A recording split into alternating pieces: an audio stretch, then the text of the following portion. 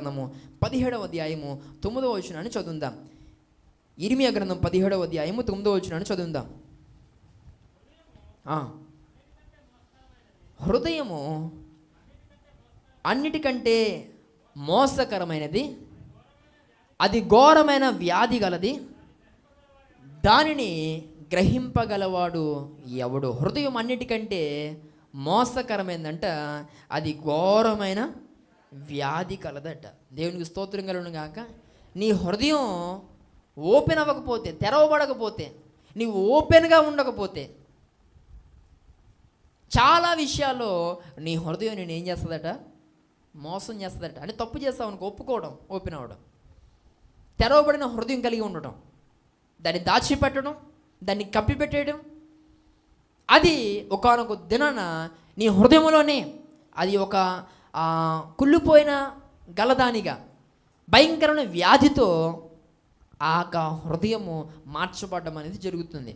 చాలా సమయాల్లో నీ హృదయం నిన్ను మోసం చేసినంతగా నిన్ను మరొకరు మోసం చేసి ఉండరేమో. దేవుని స్తోత్రం కలుగును గాక.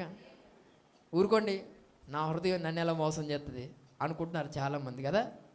లేదండి, ఈరోజు మనుషులు నిన్ను మోసం చేసిన దానికంటే ఎక్కువ సార్లు నీ హృదయం నిన్ను ఏం చేసింది, మోసం చేస్తుంది. స్టిల్ ఈ రోజుకి కూడా మోసం చేస్తూనే ఉంది.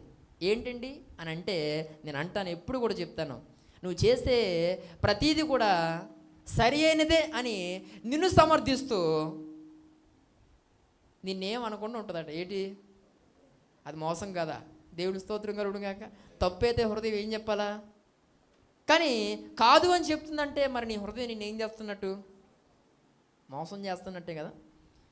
హృదయము తెరవబడకపోతే ఇలాంటి మోసపూరితమైన పనులు, మోసపూరితమైన కార్యాలు వారి జీవితాల్లో జరుగుతాయి. కానీ హృదయం తెరవబడితే ఇలాంటివి ఏవి ఉండవు. దేవునికి మహిమ కలుగును గాక.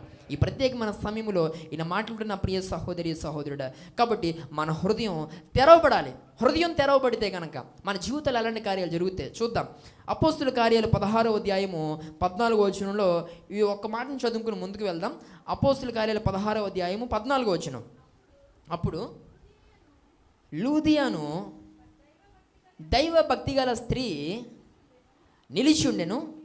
ఆమె ఊదారంగు పొడిని అమ్ము తూయతైరా పట్టణస్థురాలు. ప్రభు ఆమె హృదయము తెరిచెను గనుక పౌలు చెప్పిన మాటల యందు లక్ష్యం ఉంచెను. హృదయం తెరవబడితే మనం వాక్యం మీద లక్ష్యం ఉంచుతాం. దేవునికి స్తోత్రం కలుగును గాక. హృదయం తెరవబడకపోతే వాక్యం మీద మనకేముండదు, లక్ష్యం ఉండదు, అంటే గురి ఉండదు అన్నమాట. హృదయం తెరవబడితే ఖచ్చితంగా దేవుడు నాతో మాట్లాడాడు కదా, కాబట్టి ఈ రోజు నుండి నేను ఇలాగా ఉందాం, ఒక గురి నిలుపుకుంటాం, లక్ష్యాన్ని నిలుపుతాం వాక్యం మీద. ఈసారి నుండి దేవుడు మాట్లాడేది కనుక ఇలాగే జీవిద్దాం. అలా వద్దు, సరి చేసుకుందాం, అలా బ్రతకద్దిక, ఆ అనుభవాలు తీసేసుకుందాం, ప్రత్యేకంగా జీవిద్దాం, దేవుని సంతోషపడుతూ బ్రతుకుదాం, వాక్యాన్ని బట్టి జీవిద్దాం. అప్పుడు కదా నాకు ఆనందం, అప్పుడు కదా నాకు సంతోషం అనిపిస్తుంది. ఎవరికి అనంటే హృదయం తెరవబడితే. దేవునికి స్తోత్రం కలుగును గాక. హృదయం తెరవబడకపోతే ఇలాంటి అనుభవాలు ఏవి ఉండాలనిపించదు. దేవుని స్తోత్రం కలుగును గాక. హల్లెలూయా.